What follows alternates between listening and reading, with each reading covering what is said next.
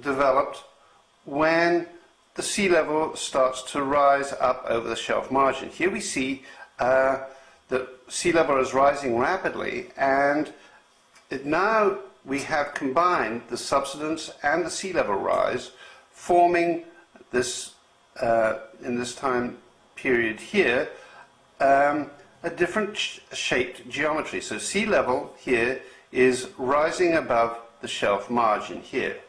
When this happens, okay, the sediment geometries are now controlled by slightly different processes. Well, let me just track here the rise. As the rise comes up here, it's going to rework this regressive systems tract here, or the sediments associated with the development of the Lowstown system tract and the sequence boundary. And this surface forms a ravinement, okay? This ravinement is developed where we are reworking and eroding previously deposited sediments. At the same time as this is going on, sediments covering a wider area. So we see the sediment coming up over the Lowstown wedge. Here you can see this on mapping here. Now it's showing it a little thicker than it would normally be, coming up over the shelf edge here, and this is a transgressive surface, okay, it's coming up, and this marks the boundary between the Lowstown system tract and the overlying transgressive system tract. As while this is going on, sediments are thinner out in deeper water, and at the same time fauna accumulates, which would normally be accumulating during the Lowstown system tract, but now they're concentrated or condensed in, and we see faunas overlying one another, representing quite long periods of time, deposited over a short distance, but forming a condensed sequence. So we have this condensed sequence formed here.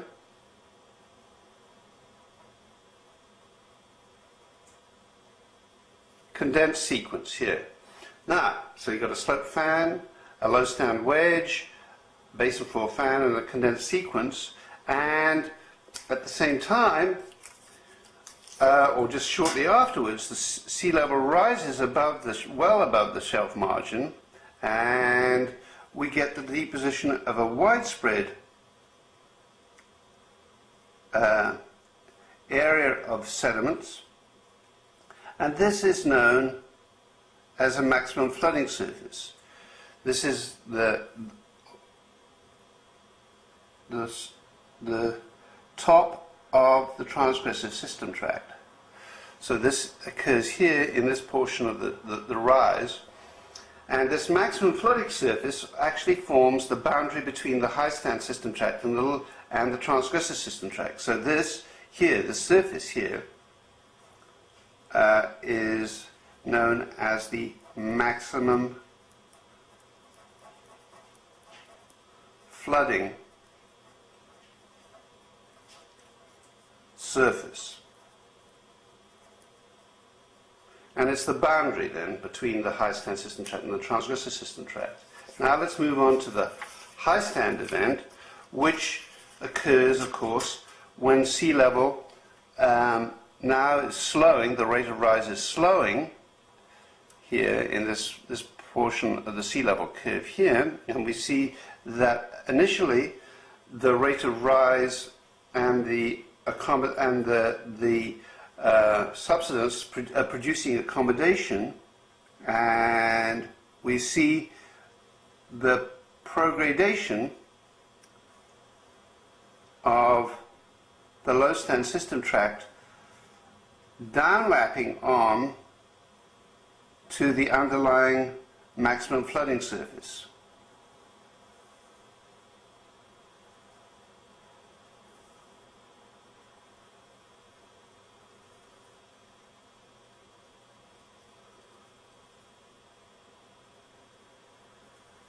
notice that the sediments of this high stand system tract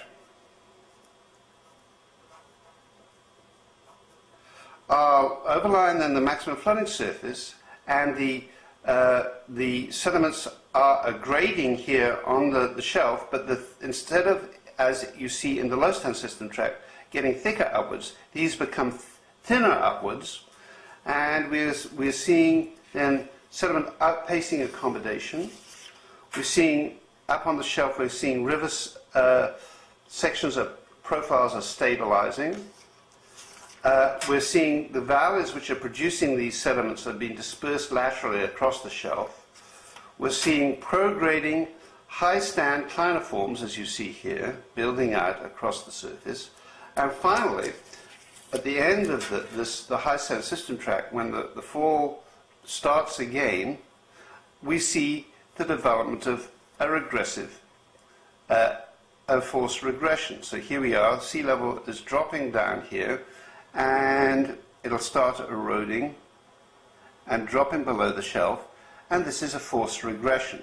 And this represents the beginning of the next low stand system tract. So, and there's an unconformable relationship lying beneath the forced regression. Okay?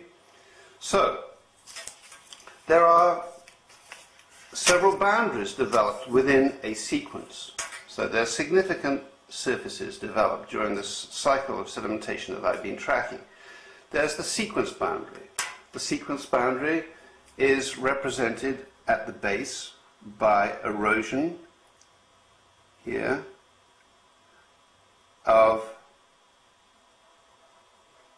the sediment and deposition, and you can see that sediments downlap and onlap onto the surface, and there's actually going to be truncation beneath this surface of the underlying material.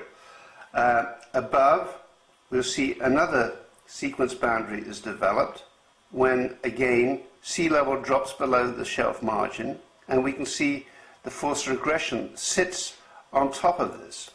Okay, some discussion about what the relationship is of the forced regression to the high stand system tract, and clearly, if we're using unconformable relationships, then the unconformity or erosion surface lies beneath this. Another very important surface is the maximum flooding surface. It's used, just as the sequence boundary is easy to identify on seismic, the maximum flooding surface actually is more easy to identify on well logs, because it shows up as radioactive widespread shales, and this maximum flooding surface I'm marking in green here. This is a very important surface or boundary which can be used is used by stratigraphers to map sediment geometries.